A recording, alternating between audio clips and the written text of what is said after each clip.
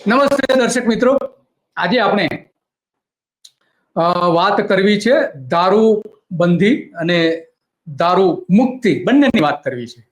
અને એમાં ખાસ એટલા માટે કે આખા ગુજરાતમાં જે અત્યારે દારૂ અને ડ્રગ્સની જે વાતો ચાલી રહી છે અને ગુજરાતના તમામ લોકો એની ચર્ચા કરી રહ્યા છે કે દારૂબંધી ખરેખર કેમ સફળ નથી, ડ્રગ્સ કેમ આટલું બધું વેચાઈ રહ્યું છે, એ બધી જ વાતો કરી રહ્યા છે. પરંતુ એમાં જે ગુજરાતનું જે સમાજ જીવન અસ્ત વ્યસ્ત થઈ ગયું છે એની કેટલીક વાત કરવી છે. અને કેટલાક ગામ એવા છે કે જે ગામમાં યુવાનો જે દારૂની લતે ચડી જવાના કારણે જે એનું જીવન બરબાદ થઈ રહ્યું છે, એના કારણે એના મોત પણ થઈ રહ્યા છે. તો એ મોતના કારણે આખા ગુજરાતમાં પરિસ્થિતિ એવી થઈ છે કે ઘણા બધા ગામ એવા છે કે જેમાં વિધવાઓનું પ્રમાણ વધી ગયું છે. તો મૂળ વાત આપણે એ કરવી છે કે યુવાનો જે દારૂ પીવાની લતે ચડી જાય છે અને એનું પરિણામ એ આવે છે કે એના લીવર ખરાબ થઈ જાય છે, લઈને ઘણી બધી શરીરના ઓછામાં ઓછા 10 જેટલા અવયવોને એ નુકસાન કરે છે દારૂ, અને એના કારણે એનું મોત પણ થાય છે, કેન્સર પણ થઈ શકે છે એના કારણે, કારણ કે કાર્સિયોજનિક છે દારૂ પીવો હોય. એમાં દેશી દારૂ તો એટલો ખતરનાક રીતે લોકોને અસર કરી રહ્યો છે કે જેના કારણે આ યુવાનો વધારે બરબાદ થઈ રહ્યા છે. આપણે જાણીએ છીએ કે ગુજરાતમાં જે મહિલાઓની જે સંખ્યા હતી એમાં જે નાની ઉંમરે લગ્ન થઈ જતા હોય તે એમાં સૌથી વધારે સમસ્યા એટલા માટે જોવા મળે છે કે ત્યાં એનું જે અભ્યાસ છે, અભ્યાસનું પ્રમાણ બહુ ઓછું છે. 2011ની જે વસ્તી ગણતરી થઈ હતી એમાં જે 15 વર્ષથી ઓછી વયના જે લગ્ન થયા હોય એવા 78 લાખ મહિલાઓ હતા. 78 લાખ, 2,43,00,000 કુલ મહિલાઓની સંખ્યામાંથી 78 લાખ એટલા મહિલાઓ, એટલે બહુ ગંભીર પરિસ્થિતિ છે. અને સરકાર એવું કહે છે કે બાળ લગ્ન નથી થતા, પરંતુ આ બાળ લગ્ન થતાનો સૌથી મોટો પુરાવો આપણી વસ્તી ગણતરી છે. અને એમાં જે ગ્રામ્ય વિસ્તારોમાં છે મૃત્યુ દર શહેરોના પ્રમાણમાં 30% વધારે છે, 30% વધારે છે શહેરોના પ્રમાણમાં. તો આ અત્યંત ગંભીર બાબત છે. એમાં ખાસ કરીને જે દરિયાકાંઠાના ગામો છે એમાં સૌથી વધારે યુવાનો બરબાદ થઈ રહ્યા છે. ત્યાં દારૂનું પ્રમાણ એટલું બધું વધારે છે કારણ કે દરિયા કિનારે બીજી કોઈ રોજગારી નથી, ને રોજગારી ન મળવાના કારણે યુવાનો ભણી શકતા નથી, યુવતીઓ ભણી શકતા નથી, એનો અભ્યાસ ઓછો હોય છે. એના કારણે આની જે ખતરનાક અસરો જે થતી હોય છે એમાં સૌથી પહેલી કે બેરોજગાર થતા હોય છે, અને રોજગારી શોધવા માટે ઠેર ઠેર ભટકવું પડે છે, અને એવી રોજગારી પસંદ કરવી પડે છે કે જેમાં એના શારીરિક ક્ષમતા કરતા પણ વધારે એને કામ કરવું પડે છે. તો આ આપણે જાણીએ છીએ કે ગુજરાતમાં લગભગ 800 થી 1000 જેટલા ગામ એવા છે કે જે દરિયા કિનારે આવેલા છે અને માછીમારી, ફિશિંગ ના વ્યવસાય સાથે જોડાયેલા છે, અને એમાં આનું પ્રમાણ સૌથી વધારે જોવા મળે છે. એ બધી જ વાતો આપણે આજે કરવાની છે, કારણ કે મૃત્યુ દર જે છે એ ખરેખર ખતરનાક રીતે વધી રહ્યો છે. આપણે જાણીએ છીએ કે વિશ્વમાં જે 20 મૃત્યુ થાય છે એમાં 1 મૃત્યુ દારૂના કારણે થાય છે. કુલ જે મોત થાય છે એમાં 1. તો એમાં આપણે આજે વાત કરી છે ઉના અને એની આસપાસના ગામોમાં. ઉનામાં કેવી પરિસ્થિતિ છે એ અંગે આપણે વાત કરશે ભરતભાઈ, અને ભરતભાઈ એ બધી જ બાબતો સારી રીતે ત્યાંના લોકોમાં જાગૃતિ ફેલાવવાથી લઈને ઘણા બધી પ્રવૃત્તિ કરે છે. દારૂબંધીનો અમલ પૂરેપૂરો થાય અને યુવાનો દારૂ તરફ ન જાય એ માટે. ભરતભાઈ, તમારું સ્વાગત છે ધ ગુજરાત રિપોર્ટમાં. Thank you. તો ભરતભાઈ, આપણે ઘણા બધા ગામો એવા છે, ખાસ કરીને દરિયાકાંઠાના, કે જ્યાં વિધવાઓનું પ્રમાણ વધી રહ્યું છે. ખાસ કરીને જે દારૂ પીનારા યુવાનો છે એ યુવાન વયે એના મૃત્યુ થઈ રહ્યા છે. આવા ગુજરાતમાં ઘણા બધા અનેક ગામ છે. એમાં ખાસ કરીને ઉનાની પણ તમે કેટલીક જે વાત કરી હતી, તો એ આપણા દર્શકોને કહેશો કે ખરેખર આ શું પરિસ્થિતિ છે? ગામડાઓમાં કેમ વિધવાઓનું પ્રમાણ વધી રહ્યું છે? યુવાનો કેમ લતે આ ચડી ગયા છે અને એના શું પરિણામો આવી રહ્યા છે એની વાત કરશો આપણા દર્શકોને? જે પહેલા તો આભાર. આમ જોવા જઈએ તો ગુજરાતમાં આજે દારૂબંધીનો જે મુદ્દો છે ખૂબ ચાલી રહ્યો છે, વાસ્તવિકતા પણ છે. અને ખાસ કરીને સૌથી વધારે કોઈ અસર થયેલો કોઈ તાલુકો હોય અથવા જિલ્લો હોય તો જિલ્લામાં ગણીએ તો ગીર સોમનાથ જિલ્લો, અને સાથે સાથે તાલુકાની વાત કરીએ તો ઉના તાલુકો. ઉના તાલુકા એટલા માટે, એક તો પેલા કેન્દ્ર શાસિત જે પ્રદેશ છે દીવ, એ દીવની સૌથી નજીક ઉના તાલુકો આવેલો છે. એટલે દીવથી અંગ્રેજી દારૂ ઉનામાં ઠલવાય છે અને ઉનાથી પછી બહાર જાય છે, અથવા તો ઉનામાં બહારથી દમણથી પણ દારૂ આવે છે, ગોવાથી પણ દારૂ આવે છે. આ થયો અંગ્રેજી દારૂનો સવાલ અને જવાબ. હવે ઉના તાલુકો જે છે એ દેશી દારૂમાં અવ્વલ છે. એટલે લગભગ કોઈક જ એવું ગામ બાકી હશે જ્યાં દેશી દારૂની ભઠ્ઠી નહીં ચાલતી હોય, જ્યાં દેશી દારૂ વેચાતો નહીં હોય. અને હવે તો દારૂની સાથે સાથે દિલીપભાઈ બીજો એક મુદ્દો પણ અમારા માટે પડકારજનક છે, અને એ છે તાળી. જે સફેદ પીણું આવે છે અને તાળી કહી છે આ બાજુ. આમ તો એ તાળી છે નિરોગી હોય છે, પરંતુ અહીં તાળી નથી મળતી. એમાં નશીલા પદાર્થો ઉમેરવામાં આવે છે, ઝેરીલા પદાર્થો ઉમેરવામાં આવે છે, અને એ સફેદ પીણું જે છે એ યુવાનો જો પીવે તો એના હાર્ટ એટેક થી મૃત્યુ થાય છે. તો આ બે દૂષણો, એક તો દારૂનું દૂષણ, દારૂમાં પણ અંગ્રેજી અને દેશી, અને સાથે સાથે તાળી. હવે આ જે તાળી અને દારૂના વ્યસને જે લતે ચડેલા છે, એમાં અમારા ઉના તાલુકામાં જોવા જઈએ તો લગભગ 25 વર્ષથી લઈને 40 વર્ષની બેન કે દીકરી એ લગ્ન થયા પછી વિધવા બને છે. વિધવા શું કામ બને છે? કે એનો પતિ એ વ્યસનના લતે હતો. વ્યસન હોવાના કારણે કોઈ પણ સંજોગોમાં એ બેન કમાતી હોય, ભાઈ તો પછી વ્યસનના લતે હોય એટલે ભાઈ કમાવા નથી જતો. એ બેન માંડ એ 300 કે 350 રૂપિયા મજૂરી આ ખેતી કામમાં મળતી હોય, અથવા તો ગામમાં કઈક લોકલ મજૂરી મળતી હોય તો ત્યાં જાય છે, બેન કમાય છે, ને એમાંથી પણ એનો દારૂની લતે ચડેલો પતિ એ પૈસા લઈ જાય છે, દારૂ પીવે છે, અને અંતે 25 થી 40 વર્ષની ઉંમરની વયે એનું મૃત્યુ થાય છે. આવા એક ને અનેક કિસ્સાઓ, સેંકડો કિસ્સાઓ ઉના તાલુકામાં છે. તો જયારે કોઈ પણ એના પતિનું જયારે મૃત્યુ થાય ત્યારે એ મહિલાના જે બાળકો છે નાના હોય છે, એટલે એને એના બાળકોના આરોગ્ય ઉપર કે શિક્ષણની બાબતો ઉપર કોઈ પણ પ્રકારે ધ્યાન આપી શકાતું નથી, કારણ કે સૌથી મોટો પ્રશ્ન તો ભરણ પોષણનો છે.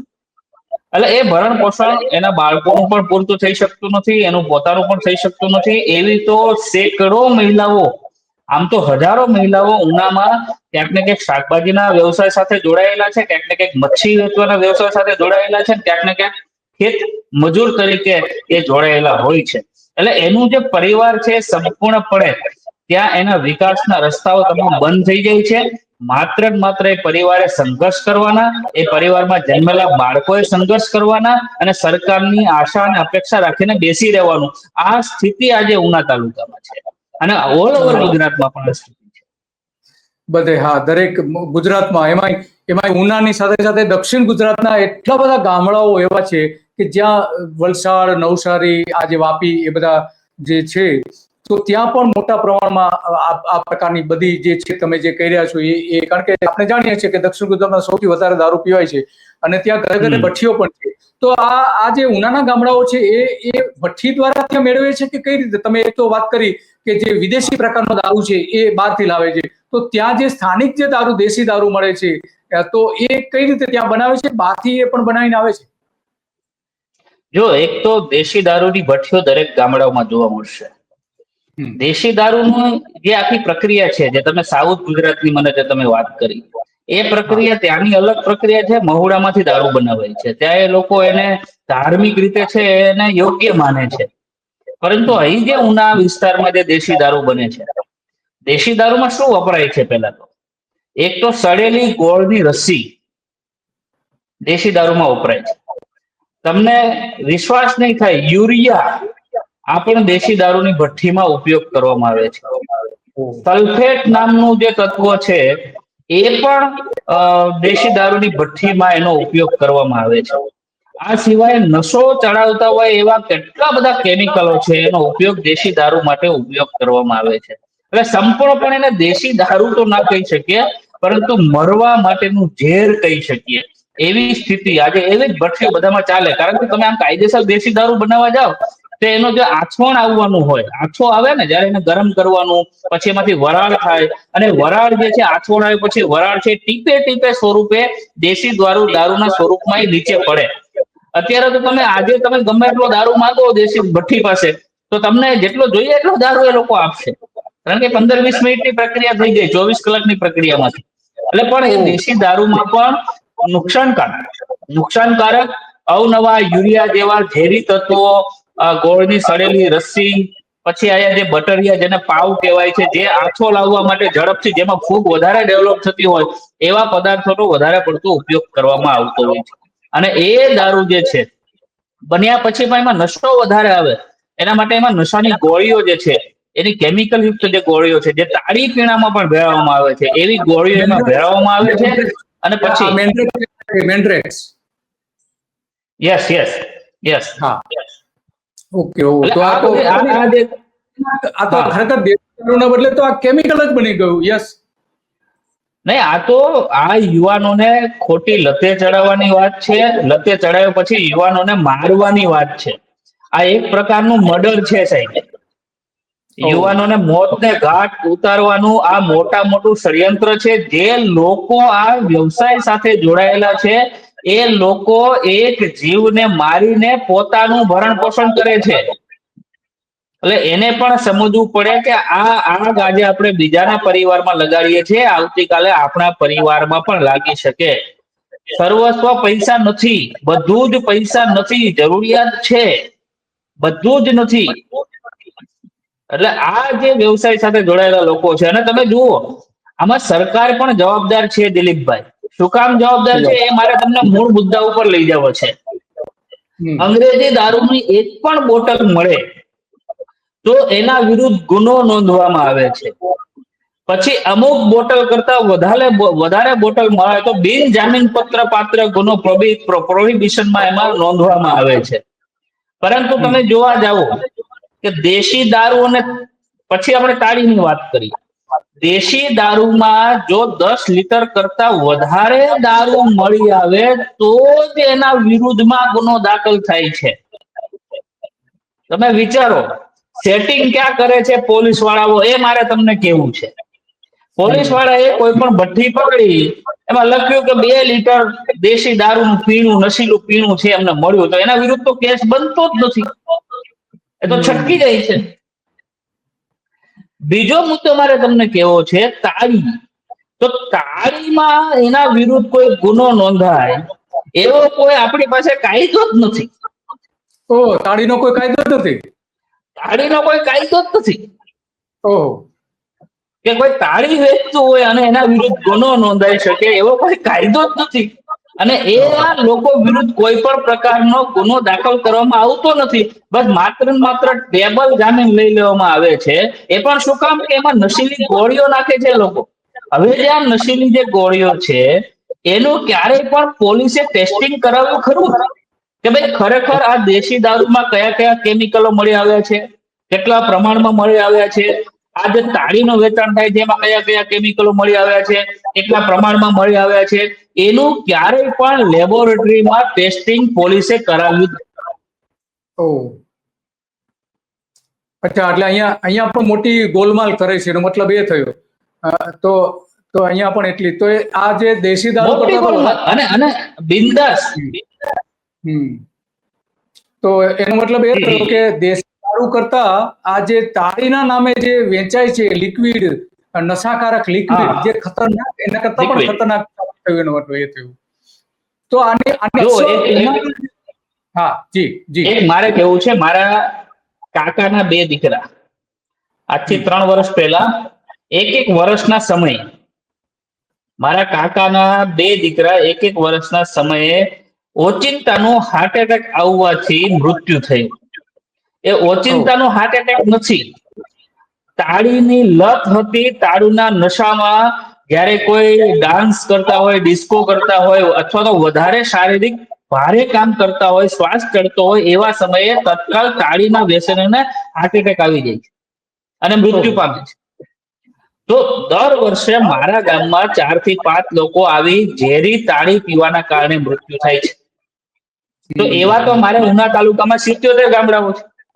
અને સાહેબ વારંવાર ઉના તાલુકાના ભેભા ગામે એક ઈસમ દ્વારા તાળીનો ખૂબ મોટા પ્રમાણમાં વેપલો થાય છે. પોલીસ જાણે છે, પોલીસ ત્યાં જાય છે, પોલીસ એના વિરુદ્ધ નોર્મલ કાર્યવાહી કરી પાછા એને છોડી મૂકે છે અને પેલા લોકો પાછા એ જ ધંધા સાથે સંકળાઈ જાય છે. અને આજે તો આ પણ સેંકડો હજારો યુવાનો ત્યાંથી તાળી મેળવી અને કાયમ માટે પીવે છે. તો આ તો બહુ ખતરનાક થયું. એનો મતલબ એ તો આ તમે જે 77 ગામો કયા ભરતભાઈ, તો હા એમાંથી હા કેટલા ગામો હશે એવા કે જેમાં વિધવાઓનું પ્રમાણ આના કારણે વધી ગયું હશે? જો સૌથી વધારે દિલીપભાઈ, સૌથી વધારે વિધવાઓનું પ્રમાણ દરિયાકાંઠાના જે ગામડાઓ છે, 25 થી 30 ગામડાઓ જે દરિયાકાંઠે આવેલા છે, આ ગામડાઓમાં સૌથી વધારે વિધવા બહેનોનું પ્રમાણ જોવા મળે છે. એની પાછળના કારણ એ છે કે ત્યાં તો પહેલા તો શિક્ષણનું પ્રમાણ ખૂબ ઓછું છે, શિક્ષણનું સ્તર ખૂબ ઓછું છે. ત્યાં 10 ધોરણ સુધી ભણીને અથવા તો 12 ધોરણ સુધી ભણીને ઉઠી જનારા લોકો ખૂબ વધારે છે. ત્યાં એ દરિયાકાંઠામાં ખેતીની પણ ટૂંકમાં સારી ખેતી લાયક જમીનો નથી, કારણ કે પીડીએફ ક્ષારનું પ્રમાણ વધારે છે, પિયત લાયક પાણી નથી, ખેતી લાયક જમીન નથી. એટલે જમીનજન્ય જે ખેતીની જે મજૂરી મળવી જોઈએ એ પણ નથી મળતી. તો મોટા ભાગના લોકો છે એ દરિયાઈ માછીમારીના વ્યવસાય સાથે સંકળાયેલા લોકો છે. એના પછી ખેતી સાથે સંકળાયેલા લોકો છે, અને એના પછી જે છે સામાન્ય નજીકમાં કઈ બાંધકામમાં કે કન્સ્ટ્રક્શન લાઈનમાં કઈ મજૂરી કામ મળતી હોય તો ત્યાં એ લોકો મજૂરી કામ જતા હોય છે. એટલે જે સમજણ શક્તિ જે હોવી જોઈએ, એ સમજણ શક્તિના અભાવના કારણે આ જે 25 થી 30 ગામડાઓ છે તેમાં સૌથી વધારે વિધવાઓનું પ્રમાણ છે.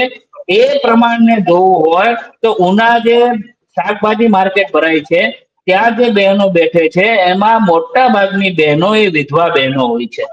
એના આધારે અંદાજો લગાવી શકાય કે ઉના તાલુકાના 25 થી 30 ગામડાઓ છે, એમાં સૌથી વધારે દેશી દારૂ, અંગ્રેજી દારૂ મળે છે. યુવાનો ખોટી લતે ચડે છે અને મૃત્યુને ભેટે છે. એ સ્પષ્ટ છે. એક પરફેક્ટ ઘરનું સપનું એને સાકાર કરશે કોણ? Shrinathji group of companies. 10 વર્ષ પહેલા Dakshesh Shah started his journey એક સિમ્પલ ડ્રીમથી. બધાનું ડ્રીમ હોમ બનાવવાનું સપનું, એ પણ અફોર્ડેબલ પ્રાઇસમાં. 2015 થી હજારો ફેમિલીઝનું સપનું પૂરું કર્યું છે, તો તમે કેમ પાછળ રહી જાઓ? આજે જ મુલાકાત લો શ્રીનાથજી સામ્રાજ્ય અને સ્વસ્તિક પાર્કની અને તમારા સપનાને એડ્રેસ આપો.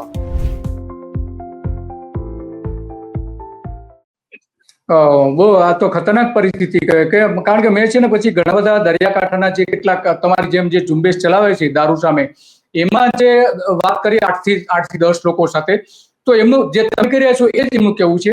એ એવું કહે છે કે જે આ દરિયાકાંઠાના વિસ્તારોમાં મોટાભાગના જે માછી વ્યવસાય સાથે જોડાયેલા હોય છે એ યુવાનો આ જે માછીમારી માટે જાય છે એના કારણે નાની વયથી જવા લાગે છે, એને રોજગારી એકમાત્ર રોજગારીનું સાધન છે, અને એ પછી ભણી નથી શકતા.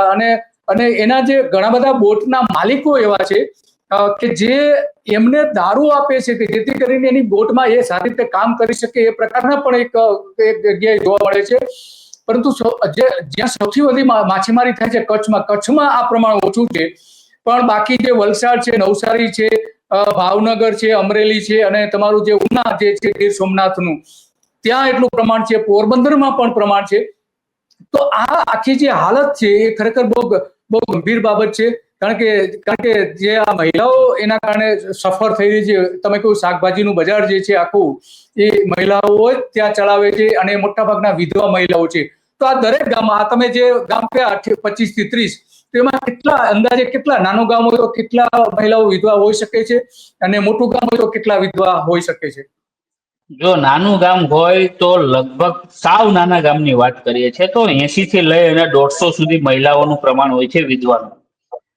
એમાં પણ નાની ઉંમરે વિધવા થવાના દાખલાઓ વધારે હોય છે. એ પછી જો મોટું ગામ હોય તો ત્યાં લગભગ 300 થી લઈને 500 સુધી મહિલાઓ જે છે એ વિધવાનું પ્રમાણ આપણને જોવા મળે છે. અને એમાંથી પણ નાની ઉંમરે વધારે વિધવા થવાના ખૂબ મોટા પ્રશ્ન છે. અને આ જે આંકડો છે એ આંકડો ઉના તાલુકામાં કેટલી બહેનો વિધવા સહાય લઈ રહી છે એના આધારે આંકડો આપ્યો છે. આનાથી પણ વધારે આંકડો હોઈ શકે કે જે સહાય નથી લેતી. એટલે એ પણ એક સૌથી મોટો સવાલ છે. એટલે ખૂબ મોટા પ્રમાણમાં અહીં વિધવા બહેનોનું પ્રમાણ જોવા મળે છે. એ કોઈ પણ એક યુવાન, મારે યુવાનોને ખાસ કહેવું છે. વિધવા સહાયની વાત કરીને તો આ વર્ષનું જે બજેટ જે વિધાનસભામાં રજૂ થયું ને, એમાં સરકારે જે જાહેરાત કરી છે એ પ્રમાણે કે જે વિધવા મહિલાઓ હોય એને દર મહિને 1250 રૂપિયા, અને શહેરમાં રહેતા હોય તો થોડું વધારે વિધવા સહાય મળે છે. અને એ વધારવાની માંગણી પણ કેટલાક સંગઠનોની કે ભાઈ આ 1250 આપો છો એને બદલે 5000 આપો એવી માંગણી પણ કરી છે. પણ સરકાર અત્યારે ઓન એવરેજ 1250 આપે છે. એમાં જે સરકારે જે કહ્યું છે કે 16,50,000 વિધવા મહિલાઓને ગંગા સ્વરૂપ આર્થિક સહાય અમે મળે છે. 2025 માં આપવાના છીએ અને એ નાની રકમ નથી, 3000 બહુ મોટી કરોડ રકમ છે. રૂપિયા છે, 3000 કરોડ. તો એમાં મોટાભાગના તો આ પ્રકારના જ મહિલાઓ હશે, વિધવા મોટાભાગના, કારણ કે એમની આર્થિક 100%. યુવાન વયે જયારે વિધવા બનતા હોય છે ત્યારે કમાણીનું સાધન તો એની પાસે બીજું કોઈ હોતું નથી, એટલે કે બીજા અલગ નાના સ્વરોજગારીના કામો કરવા પડે છે, શાકભાજીની લારી ચલાવવાથી લઈને માછલી ઉદ્યોગમાં કામ કરવું, છૂટી મજૂરી કરવી, આવું બધું કામ કરવું પડતું હોય છે. તો આ તમારી વાત સાચી છે કે જે વિધવા સહાય જે આપવામાં આવે છે એનું પ્રમાણ પણ આટલું જ ઓછું છે. જી ભરતભાઈ, તો હવે આ જે મોત થઈ રહ્યા છે એ મોતને નિવારવા માટે શું તમે ઉપાય શું સૂચવો છો? સરકારને શું કહેવા માંગો છો કે આ જે કઈ થઈ રહ્યું છે તમારી નિષ્ફળતા છે, પોલીસની નિષ્ફળતા છે, બધું જ બરાબર છે, પણ એનો ઉપાય આપની દ્રષ્ટિએ એનો ઉપાય શું છે કે જેથી કરીને સરકારે જો તમામ તબક્કે ઉપાયો છે. સરકારના તબક્કે મારે સરકારને વિનંતી કરવી છે કે તાળી નશીલું પીણું વેચે તો પણ, એ પછી દારૂનું વેચાણ કરે, દેશી દારૂનું તો પણ, ને અંગ્રેજી દારૂનું વેચાણ કરે તો પણ, આ ત્રણેયને સમાન ગણીને પ્રોહિબિશનનો કડકમાં કડક કાયદો બનાવવામાં આવે.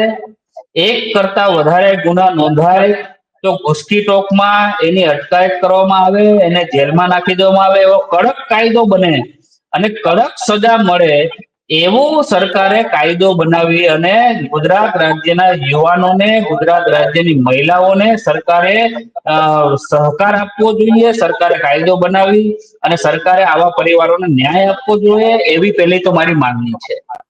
કારણ કે કડક કાયદો નથી, કડક સજા નથી, એટલા માટે આ દેશી દારૂ વાળા અને એટલા માટે આવા તાળી નશીલા પીણા વાળા બેફામ બની અને અમે તો છૂટી જઈશું, 5,50 કે 5,000 ભરીને, હપ્તા ભરીને, સેક્શન ભરીને અમે છૂટી જશું, એવી રીતે બેફામ બુટલેગરો જે માર્કેટમાં ફરે છે એને જો આજે પણ કડક સજા કરવામાં નહીં આવે તો આવતીકાલ ખૂબ જ આપણા માટે અંધારાજનક છે.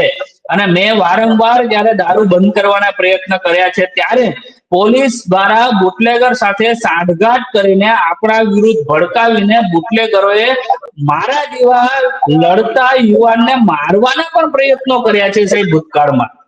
Oh my God. એટલે પોલીસને હપ્તા બંધ ના થાય, પોલીસને આવક બંધ ના થાય, એ માટે થઈને પોલીસ આવા બુટલેગરોને છાવરે છે, બુટલેગરોને પ્રોટેક્શન આપે છે, બુટલેગરોને બચાવે છે, બુટલેગરોને અમુક કાયદાઓમાં ના સંડોવાય જાય એનું ધ્યાન રાખે છે, એની કાળજી રાખે છે, અને સાથે સાથે કયો યુવાન કોણ દારૂ પકડાવવા માટે અરજી કરે છે, રજૂઆત કરે છે, એના નામ, ફોટો, વિડીયો સાથે બુટલેગરોને પોલીસ પહોંચાડે છે અને બુટલેગર અને જે લડતા યુવાનો છે એને સંઘર્ષ ઉભો કરાવનાર પોલીસ છે સાહેબ.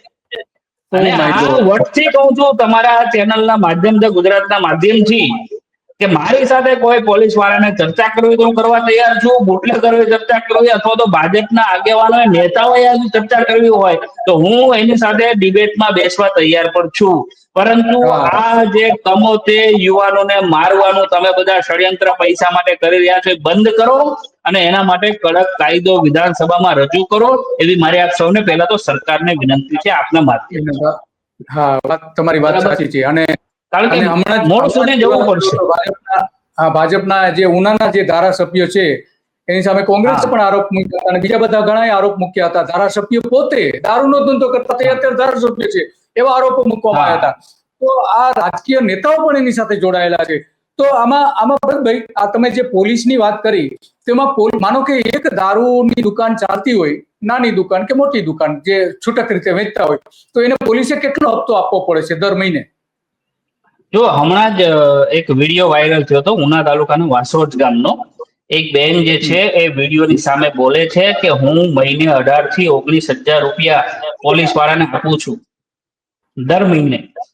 એમાં એને આરોપ એવા લગાવ્યા છે કે ભાઈ બીટના જમાદાર પણ આવી જાય, એમાં આરોપ એવા લગાવ્યા છે કે ભાઈ અન્ય જે લોકો છે એના જે સિનિયર છે, એલસીબી છે, એસઓજી છે, બધા એમાં આવી જાય છે. કોઈ મારી પાસેથી 2,500 લઈ જાય, કોઈ 3,000 લઈ જાય, કોઈ 5,000 છે લઈ જાય છે.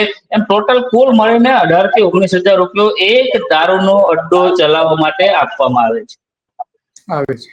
યસ, આ તો બહુ ગંભીર પરિસ્થિતિ.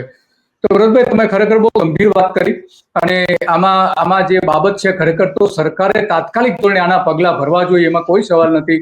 કારણ કે જે રીતે ગામના ગામ આખા વિધવા બની રહ્યા છે, એ અનેક વખત આવા સમાચારો પણ આવતા રહ્યા છે, અને એટલા માટે આ ચિંતાનો વિષય છે. તો ભરતભાઈ, આ જે ગામડાઓ જે છે એને જાગૃત કરવા માટે શું કરવું જોઈએ? કોઈ લોકો સમજવા તૈયાર છે ખરા? જો પહેલા તો મેં કીધું એ રસ્તો સરકારે અપનાવવો જોઈએ, કારણ કે પહેલા તો દારૂ જ જો બંધ થઈ જશે તો પીવા વાળા ઓછા થઈ જશે. હવે દિલીપભાઈ, મેં એવા લોકોને જોયા છે મારી નજર સામે, મારા પરિવારમાં પણ જોયા છે, મારા ગામમાં પણ જોયા છે, મારા તાલુકામાં અને આજુબાજુના ગામડાઓમાં બધામાં જોયા છે કે જો એને આખા દિવસ દરમિયાન યોગ્ય સમયે દેશી દારૂની થેલી ના મળે તો એને ચક્કર આવી જાય છે, એ પડી જાય છે, હાથ ધ્રુજે છે, આખું શરીર ધ્રુજે છે, કોઈ પણ પ્રકારનું કામ એને સૂઝતું નથી.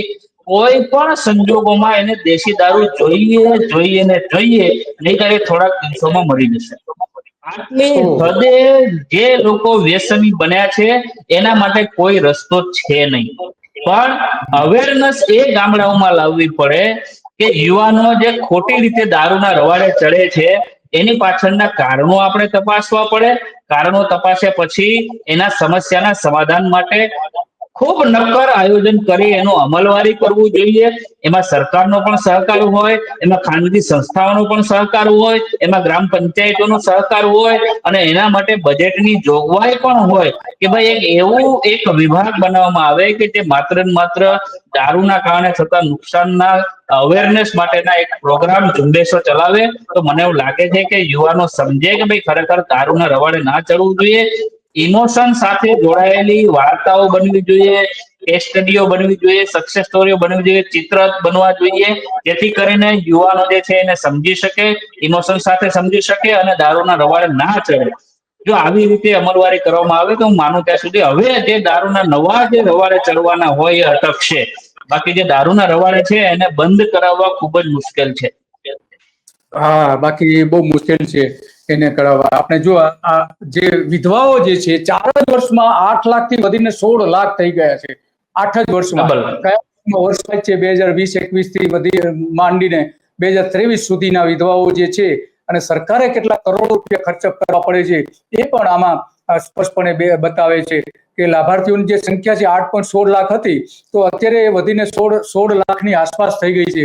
તો 16,50,000, સમજો ને, 16,50,000 જેવી થઈ ગઈ છે.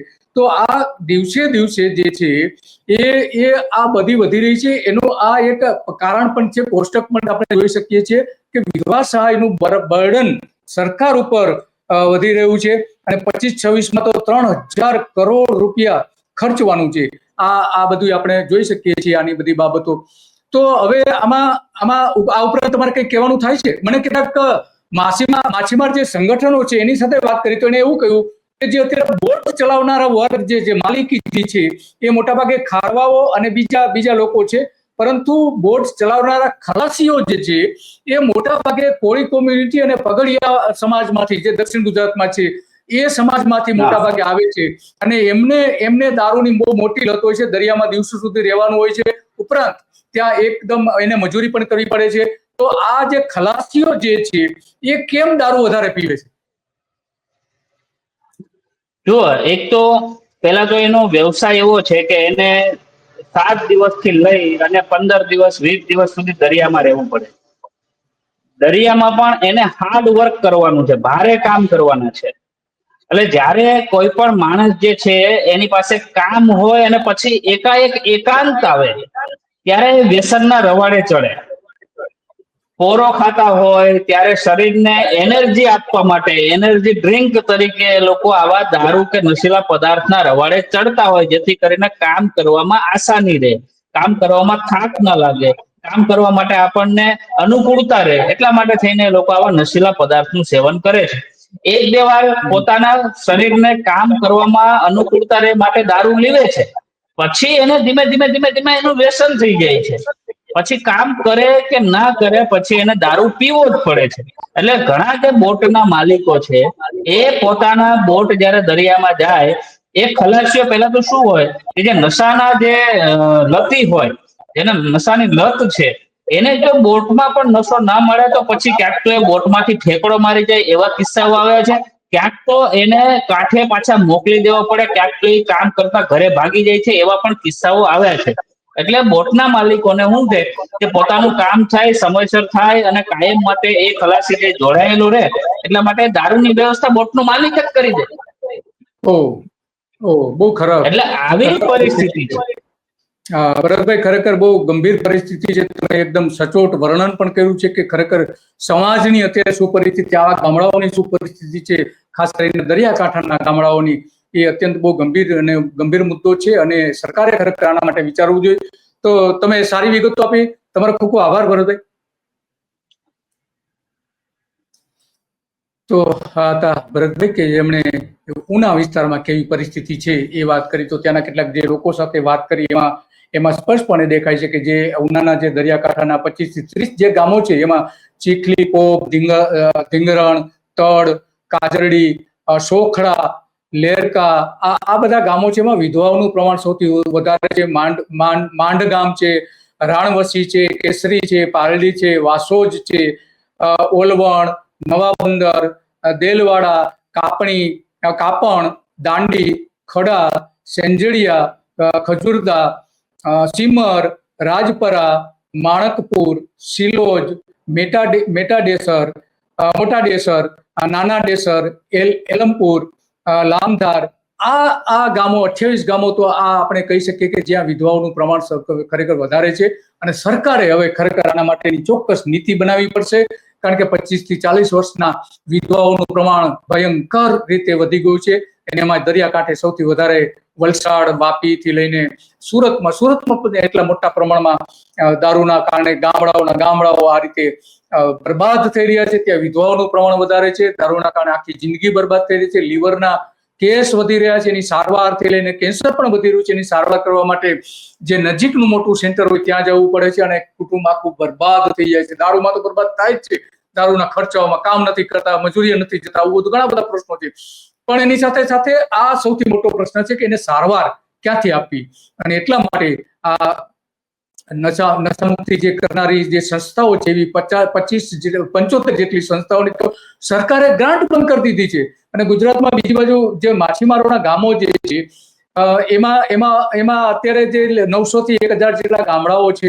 અને આ ગામડાઓ સૌથી વધારે, એમાં ખાસ કરીને જે નડા ગામ છે એમાં 150 વિધવા મહિલાઓ છે. નડા ગામમાં રત્નાપર ગામ છે, એ ગામ પણ વિધવાઓના ગામ તરીકે પણ ઓળખાઈ રહ્યું છે. 2018માં 800 વિધવા હતી 2018માં, અને 2025માં તો કેટલા બધા મહિલાઓ એ વિધવા થઈ ગયા છે. કારણ કે ગામની વસ્તી 22,500 છે. એમાં આટલા મોટા પ્રમાણમાં જો વિધવાનું પ્રમાણ હોય તો એ અત્યંત ગંભીર બાબત છે. અને ત્યાંના ગામ લોકોએ તો વિરોધ પણ કર્યો હતો સરતાનપર ગામમાં એના અને દેશી દારૂના ઉત્પાદનના વેપારીઓને બધાની સામે પિકેટિંગ પણ કર્યું હતું, દુકાનો બંધ પણ કરાવી દીધી હતી. છતાં પણ આજે ત્યાં દારૂના અડ્ડાઓ ખુલી જાય છે. વારંવાર લોકો વિરોધ કરે છે, પરંતુ થતું નથી. અને લોકો જ્યારે રાજનેતાઓ ચૂંટણીમાં દારૂનો મુદ્દો બનાવી કે અમે દારૂના અડ્ડાઓ બંધ કરાવી દઈશું, દારૂની દુકાનો બંધ કરાવી દઈશું, ત્યારે એવી પેનલોને આખી પેનલોને પણ ચૂંટાડી શકે છે. એમાં હરેશભાઈ વેગડા એક ઉદાહરણ પણ છે. તો આ બધી બાબતો અત્યંત ગંભીર છે અને સરકારે જેમ બને એમ તાત્કાલિક ધોરણે આમાં પગલા ભરવા જોઈએ, નહીતર ગુજરાત બરબાદ થઈ જવાનું છે. ગુજરાતના અનેક ગામડાઓ ગામડાઓમાં વિધવાઓની સંખ્યા વધી જવાની છે. બસ આજે આટલું જ, અને આવી જ બાબતો પર આપણે ચર્ચા કરતા રહીશું. નમસ્તે.